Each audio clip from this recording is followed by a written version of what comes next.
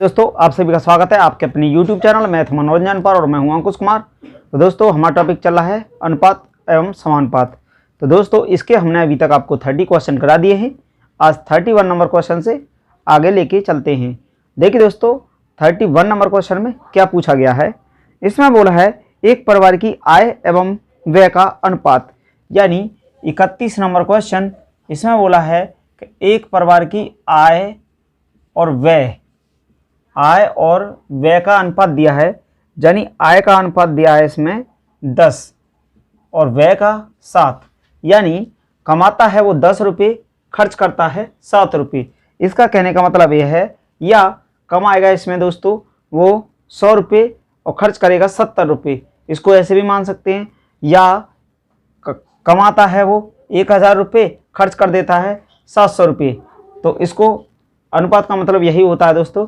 Cut के इसमें 10 और 7 अनुपात में आ गया, तो इसको ऐसे मानते हैं। तो देखिए एक परिवार की आय एवं व्यय का अनुपात 10:7 है। यदि उस परिवार का व्यय यानी खर्च, उस परिवार का व्यय कितना दिया है, व्यय दे रखा है दोस्तों, उस परिवार का व्यय दे रखा है 10,500 ये दिया है व्यय हमको अमाउंट में। तो अनुपात में कितना हो जाएगा, अनुपात 7 बराबर हो गया 10,500।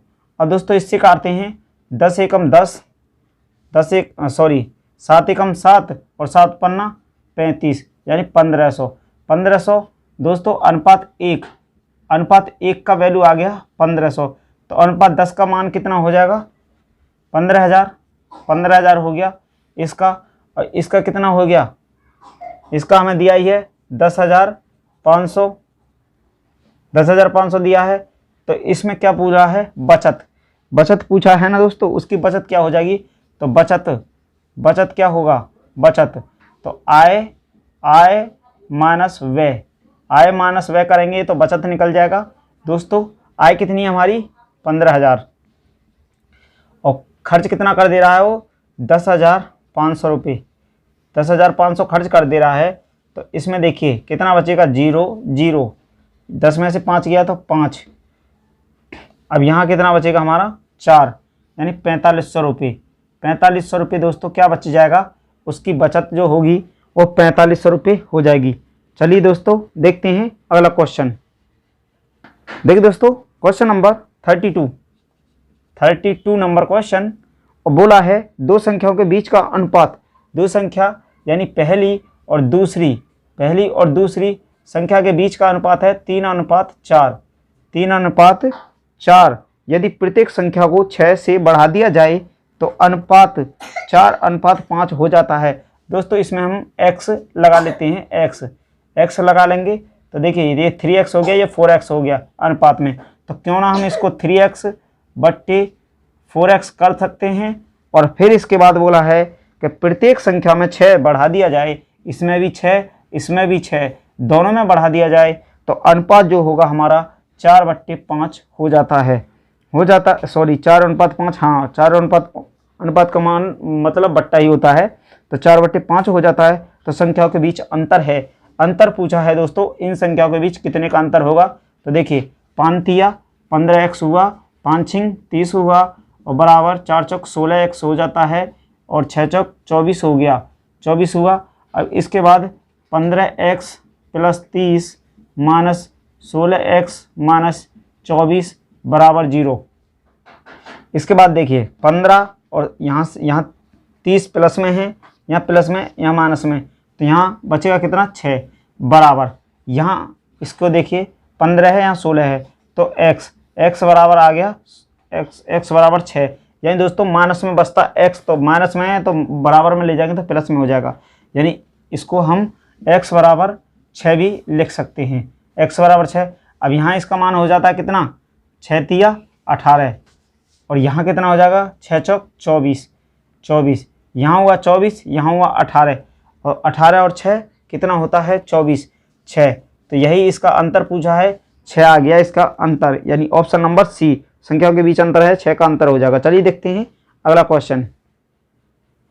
देखिए दोस्तों क्वेश्चन नंबर 33 नंबर क्वेश्चन, और इसमें दोस्तों बोला गया है 33 नंबर क्वेश्चन में कि दो संख्याओं का अनुपात 1:1/2, दो संख्याओं का अनुपात यानी पहली और दूसरी दो संख्याओं का अनुपात दिया है हमें 1:1/2 और फिर दिया है 2:2/3, 2:2/3। यदि इनमें से प्रत्येक को, तो पहले इसको हम निकाल लेते हैं, पहली दूसरी संख्या क्या हो जाएगी, 2 एकम 2 और 1 3, ये हो गया 3/2। इसके बाद देखिए 3 दूनी 6 और 2 8, 8/3। तो आमने सामने कटेगा, नहीं कटेगा तो इसको ये हो जाएगा 9 और इसको क्रॉस मल्टीप्लाई कर लेंगे तो ये हो जाएगा 16, 9 16, यानी पहली और दूसरी संख्या निकल के आ गई हमारी 9:16। अब दोस्तों इसको हम क्या कर सकते हैं, अब इसमें देखिए, इसमें फिर आगे बोला है कि प्रत्येक संख्या को 15 से बढ़ा दिया जाए तो उनका अनुपात 1:2/3 और 2:1/2 हो जाता है। इन संख्याओं में बड़ी संख्या है, यानी दोस्तों कितना हो जाता है कि 1:2/3 और फिर बोला है 2:1/2, इतना हो जाएगा। तो 3 एकम 3 और 3 एकम 3 और 2 5, यानी 5/3 और ये हो जाएगा 2 दूनी 4 और 1 5, ये हो जाएगा 5/2 दूनी 4 और 1 5/2। तो ये 5 से 5 कट गया, ये जाएगा 2 इधर, ये जाएगा 3, यानी इतना हो जा रहा है दोस्तों। तो देखिए इसमें हम x लगा लेते हैं और फिर क्या करेंगे कि ऊपर 9x हो जाएगा और नीचे 16x हो जाएगा। फिर बोला है 15 जोड़ने पर, दोनों में 15 जोड़ने पर और हमारा मान 2/3 हो जाएगा, 2/3, यानी इसको हमने भिन्न में कर लिया, अनुपात में कर लिया 2:3, तो इतना हो जाएगा। अब देखिए 3 का इसमें गुणा करते हैं तो 9 तिया कितना हो गया 27x, 3 27x प्लस 15 × 45 बराबर। अब इसको देखिए 16 दूनी 32x प्लस 16 दूनी 32x प्लस 15 दूनी 30 हुआ। अब यहाँ से देखिए 27x 27x plus 45 minus 32x minus 30, ये इतना हो गया। इसके बाद देखिए यहाँ 27x है, यहाँ 45 है, यहाँ 32 है, यहाँ 30 है, ठीक है, और ये हो गया बराबर 0, बराबर 0 हुआ।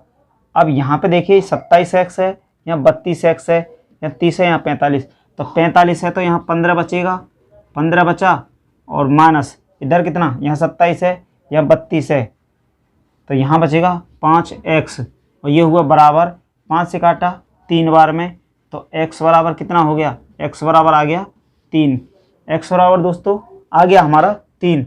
अब देखिए हमारी संख्या क्या क्या हो जाएंगी, 9 तिया 27, ये हो गई 27 और ये हो जाएगी 16 × 48, ये हो गई 48, ये हो गई 27। अब दोस्तों इसमें पूछा क्या था कि इन संख्याओं में बड़ी संख्या है, बड़ी संख्या हमारी यही है 48 दोस्तों, तो option number C right answer हो जाएगा। चलिए देखते हैं अगला क्वेश्चन। देखिए दोस्तों क्वेश्चन नंबर 34, संख्याओं 6 7 15 17 में से प्रत्येक में कौन सी संख्या जोड़ने से परिणामी संख्याएं समानुपाती हो जाएंगी। समानुपाती का मतलब दोस्तों बराबर हो जाएंगी, समानुपाती का मतलब बराबर होता है। इसमें दिया है कि 6 7 15 और 17 में कौन सी संख्या जोड़ने पर, तो पहली संख्या जोड़ के देखते हैं। तो इसमें 6 ऑप्शन ए में क्या दिया है 6 और ऑप्शन बी में दिया है 5, ऑप्शन सी में दिया है 4, ऑप्शन डी में दिया है 3। तो इसमें देखिए 6 में 6 को जोड़ते हैं कितना आया 12, फिर देखिए यहाँ अनुपात का चिन्ह 6 और 7, 6 7 13, फिर यहाँ बराबर लगा लीजिए या समानुपात का चिन्ह भी लगा सकते हैं, समानुपात का चिन्ह लगा लीजिए, समानुपात का चिन्ह। तो फिर यहाँ 15 और 6 21 और फिर यहाँ पे देखिए 17 और 6 23, 17 और 6 23, ये इतना हुआ। तो ये हमारा बराबर हो रहा है, समानुपात में हो रहा है, नहीं हो रहा दोस्तों, नहीं, ये कट रहा है, तो इसलिए इसको नहीं लेंगे, इसको नहीं लेंगे दोस्तों। इसके बाद देखिए क्या लेना है हमें, अब देखिए इन तीनों को लेंगे, बी को भी लेंगे, सी को भी लेंगे, तो ये तो हमारे नहीं हो रहा है समानुपात में। लेकिन हाँ देखिए डी को लेते हैं, तो डी को लेते हैं तो 6 और 3 कितना हो जाता है 9, 6 और 3 9 हुआ। फिर इसके बाद समानुपात 7 और 3 10 हुआ। इसके बाद फिर यहाँ हो जाएगा समानुपात का चिन्ह, यहाँ अनुपात हुआ, फिर समानुपात, 15 और 3 18, 15 और 3 18, फिर अनुपात 17 और 3 20 20। अब देखिए दोस्तों, ये कट रहा है, इसको काट लेते हैं। 2 से 2 निम 18, 2 से काटे 10 बार में, तो दोस्तों ये 9:10 समानुपात 9:10। तो दोस्तों ये कट पिट गए, यही हमारी समानुपात में संख्या आ गई। यानी इसको हम डी का मान लेंगे, इसमें डी का मान जोड़ देंगे इसमें, तो ये समानुपात में हमारा बन जाएगा। इसमें यही बोला था कौन सा मान इसमें लिया जाए जिससे समानुपात हो जाए, बाकी ए बी सी को लेंगे तो समानुपात में नहीं होगा। चलिए देखते हैं अगला क्वेश्चन। देखिए दोस्तों 35 नंबर क्वेश्चन 35 में बोला है कि यदि किसी वस्तु के क्रय मूल्य तथा विक्रय मूल्य यानी सीपी और एसपी, क्रय मूल्य और विक्रय मूल्य अनुपात में दिया है 10:11 के अनुपात में हो तो लाभ प्रतिशत क्या है, यानी प्रतिशत लाभ क्या हो जाएगा। दोस्तों कोई वस्तु हम खरीदे 10 में, सीपी क्रय करके लाए 10 में और बेच दिया हमने 11 में, तो क्या हुआ, 1 का हो गया लाभ, किस पर हुआ, 10 पर, गुणा कर देंगे 100% से, तो प्रतिशत से 0 से 0 कटा, आ गया हमारा 10% लाभ। प्रतिशत लाभ पूछा था, 10% लाभ हो गया। चलिए देखते हैं अगला क्वेश्चन।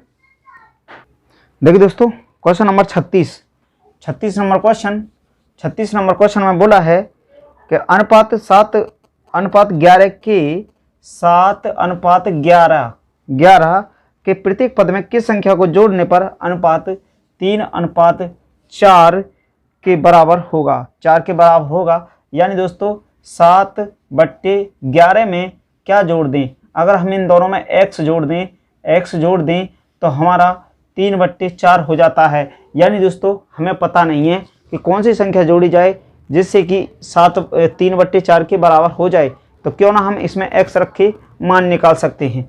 4 का करेंगे 4 7 28 प्लस 4x हो जाएगा, और फिर इसके बराबर 11 33 हो गया, 33 और प्लस 3x हो गया, 3x हुआ। अब देखिए यहाँ 28 है तो 28 plus 4x minus 33 minus 3x बराबर 0।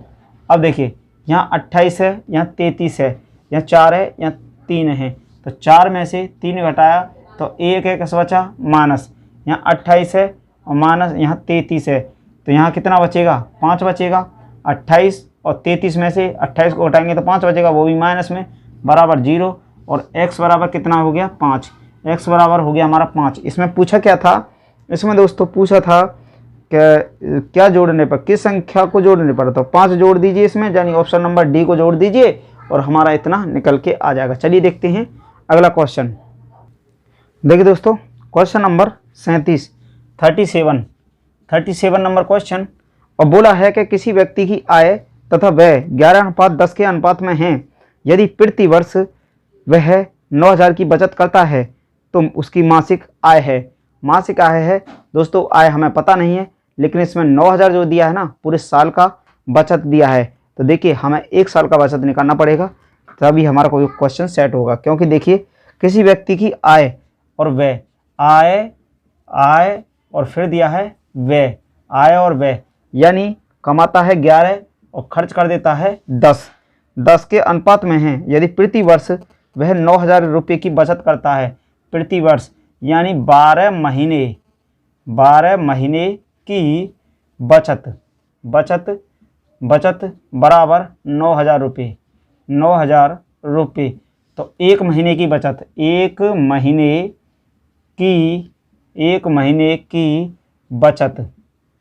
महीने की बचत कितनी हो जाएगी दोस्तों, देखिए 12 का 9,000 में भाग दे दीजिए, 12 का भाग देंगे, 12 छिक्के 12 सत्ते 84 हो जाएगा। इसके बाद यहाँ से 10 में से 4 गया तो 6 बचा, और फिर यहाँ हो गया 12 पंजे 60 हुआ, और फिर यहाँ 0 तारा ना जाने का 0, 750 हो जाएगा।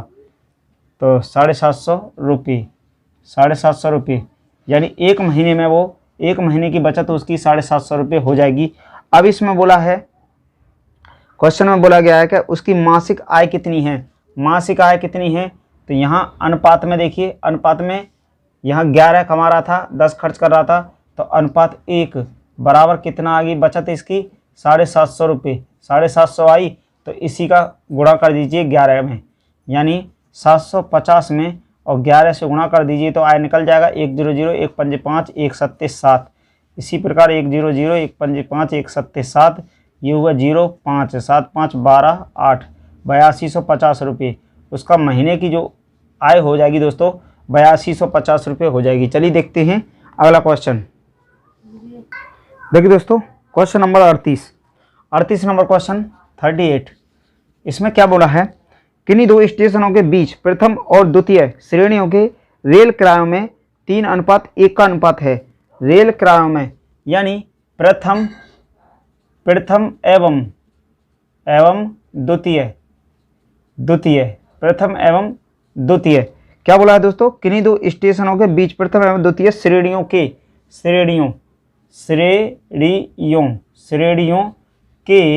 रेल किराया का अनुपात, रेल किराया का अनुपात क्या है, अनुपात दिया है दोस्तों। रेल किराया का अनुपात है 3:1।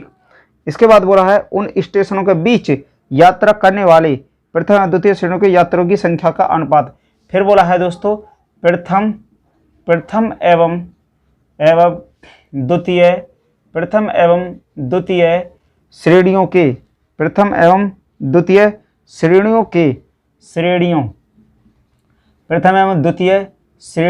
के रेल यात्रियों का अनुपात। रेल यात्रियों का अनुपात क्या है दोस्तों, क्या दिया है इसमें, रेल यात्रियों का अनुपात दे रखा है 1:50। यानी दोस्तों प्रथम एवं द्वितीय श्रेणियों के रेल किराए का अनुपात है 3:1, प्रथम एवं द्वितीय श्रेणियों के रेल यात्रियों का अनुपात है 1:50। तो अब देखिए प्रश्नानुसार यानी क्या बोला है दोस्तों, प्रश्नानुसार क्या बोला गया है इसमें, देखिए किन्हीं दो स्टेशनों के बीच प्रथम एवं द्वितीय श्रेणियों के रेल किरायों में 3:1 का अनुपात है। दोस्तों इसमें हम इसको 3x कर लीजिए, इसको x कर लीजिए, तो ये हो गया 3x, ये 1x हो गया, ठीक है। इसके बाद क्योंकि ये किराया है तो 3 और 1 ये किराए को हमें निकालना होगा, तो किस इसका किराया जो है किस रेट में निकल के आता है वो हमें देखना है। तो देखिए फिर बोला है कि उन स्टेशनों के बीच यात्रा करने वाले प्रथम और द्वितीय श्रेणियों के यात्रियों की संख्या का अनुपात 1:50 है। यदि किसी विशेष दिन उक्त दोनों स्टेशनों के बीच यात्रा करने वाले यात्रियों से कुल किराया 1325 किराया, यानी दोस्तों 3x इंटू 1 और फिर क्या करा है प्लस 3x इंटू 1 और प्लस यहाँ फिर हमारा x इंटू 50, 1x का मतलब दोस्तों x ही होता है और बराबर दिया है इसने कितना 1325 रुपये। 1325 रुपये उसने उक्त दोनों स्टेशनों के बीच यात्रा करने वाले यात्रियों से कुल रेल किराया उसने इतना ले लिया एक दिन। दोस्तों एक दिन उसने क्या किया कि एक दिन का जो है उसने दोनों स्टेशनों के बीच से इतना किराया ले लिया उसने। तो अब देखिए हमें किराया पता चल जाएगा, तो यहाँ हुआ 3x प्लस यहाँ हो जाएगा 50x और बराबर हो गया 1325। अब यहाँ कितना हो जाता है 53x बराबर हुआ 1325। तो x बराबर कितना हो गया, x बराबर हो जाता है इसको, तो ये हो गया हमारा, यहाँ 2 बार कट जाएगा 53 दूनी, देखिए 53 से काटते हैं 1325 को, 1325 तो 100 हो जाता है 6, 106 हुआ, 53 दूनी 106, यहाँ से दाएं लिया 12 में से 6 गया तो 6 हुआ, यहाँ 2 बचा, यह 5 हुआ। अब इसको दोस्तों हम क्या बार काट देंगे 5 बार, ये तो गया हमारा 2 बार और फिर 5 बार जाएगा, 5 तिया 15 हुआ, 5 बार कर लेते हैं तो 5 तिया 15, 1 5 6 30, सॉरी 55 25 और 1 26, 265, तो हो गया ना हमारा 25 बार। तो ये जो कट के आ गया इसका x बराबर ये 25 बार कट गया दोस्तों। कितनी बार? 25 बार। तो हमारा x का वैल्यू कितना आ गया? ये हमने माना था 25 बार, तो ये कितना हो गया? 25 थी 75, 75 अनुपात ये हो गया हमारा 25, 25 हो गया। तो ये 75 हुआ, ये 25 हो गया। अब दोस्तों देखिए ये आ गया हमारा x बराबर 25। तो बोला है कि द्वितीय श्रेणी के यात्रियों का किराया पूछा है। तो द्वितीय श्रेणी के यात्रियों का किराया कितना हो जाएगा? द्वितीय श्रेणी के यात्रियों का किराया, द्वितीय श्रेणी के यात्रियों का किराया क्या हो जाएगा? देखिए किराया बराबर द्वितीय श्रेणी के, दोस्तों द्वितीय श्रेणियों के, तो यहाँ 50 है द्वितीय में, 50 इंटू 25 निकल के आ गया इसका द्वितीय में। यहाँ पे देखिए 25 है ना, तो 25 से इसमें गुणा किए, 25 0 0 और 25 पंजे 125 यानी 1250 हो गया इसका रुपये। यही हमारा आंसर हो जाता है, 1250 रुपये द्वितीय श्रेणी से पूछा गया था। तो चलिए दोस्तों देखते हैं अगला क्वेश्चन। देखिए दोस्तों 40 नंबर क्वेश्चन, 40 नंबर क्वेश्चन। और 40 नंबर क्वेश्चन में क्या बोला है? 40 नंबर क्वेश्चन में बोला है कि कोई व्यापारी किसी वस्तु को उसके लिखित मूल्य पर 10% छूट या 10% कटौती देने के उपरांत बेचकर 15% का लाभ प्राप्त करता है। वस्तु के क्रय मूल्य का उसके लिखित मूल्य से अनुपात है। यानी दोस्तों मान लेते हैं, माना लिखित मूल्य बराबर 100 रुपये। हमें अमाउंट दिया नहीं है तो मान लेते हैं दोस्तों अमाउंट 100 रुपये कब मानना होता है? हम मूल्य तभी ले सकते हैं जब हमें कोई भी रियल में मूल्य नहीं दिया हो। प्रतिशत में दिया है, रियल में मूल्य नहीं दिया है, रुपया में नहीं दिया है, तो इसलिए हम 100 को मान सकते हैं। अगर दोस्तों रियल में दिया होगा तो हम x मान के क्वेश्चन को हल करेंगे। अब देखिए यहाँ दिया है, यहाँ बोला है कोई व्यापारी किसी वस्तु को उसके लिखित मूल्य पर 10% कटौती देने के उपरांत, 10% कटौती देता है यानी बेचता है उसको, 100 का 10% कटौती देगा तो बचेगा कितना हमारे पास? 90% का मान। 10% घटाएंगे तो 90% का बचा ना, तो 90 रुपये हो गया, यानी 90 रुपये में उसने बेच दिया। अब वो क्या कहता है? अब इसके बाद कहता है कि देने के उपरांत, कटौती देने के उपरांत बेचकर उसको क्या हो रहा है ना, 15% का लाभ प्राप्त करता है। यानी 90 रुपये पर भी 15% का लाभ प्राप्त कर लेता है। तो कितने रुपये में बेचता खरीदा उसने? देखिए 15%, तो वो वस्तु कितने की खरीदी थी ये पूछ रहा है। अगर 90 की उसको बेच रहा है तो 15% लाभ प्राप्त और कर लिया वो। तो इसको देखिए, अब तो इसको काटते हैं हम 5 से काटते हैं तो 3 बार, 5 से काटते हैं तो 20 बार, ऊपर वाले को जोड़ेंगे ये हो जाएगा 23/20। कितना हो गया दोस्तों?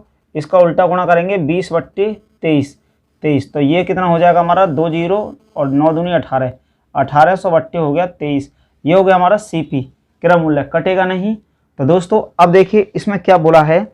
इसके बाद बोला है कि वस्तु के क्रय मूल्य का यानी CP और क्रय मूल्य का उसके लिखित मूल्य से अनुपात, लिखित मूल्य CP का उसके लिखित मूल्य यानी MRP से CP क्रय मूल्य का उसके लिखित मूल्य से अनुपात, लिखित मूल्य से अनुपात क्या हो जाएगा? तो इसमें देखिए CP का MRP से अनुपात क्या होगा? CP कितना था हमारे पास? CP कितना है? 100। ये है ना 1800 और बट्टे है 23। CP यही है ना 1800/23। इसके बाद MRP कितना माने थे? लिखित मूल्य 100 रुपये। अब 0 से 2 0 को हम काट सकते हैं, बराबर में है, तो और 23 हमारा इधर चला जाएगा दोस्तों। तो ये हो जाएगा 18 अनुपात का आएगा ना, यहाँ बराबर नहीं आएगा, अनुपात आएगा। तो 18/23 यही हमारा दोस्तों आंसर हो जाएगा, यार 18/23। तो चलिए दोस्तों आज की क्लास को यहीं तक रखते हैं और मिलते हैं अगली क्लास में नए क्वेश्चंस के साथ। Thank you, best of luck.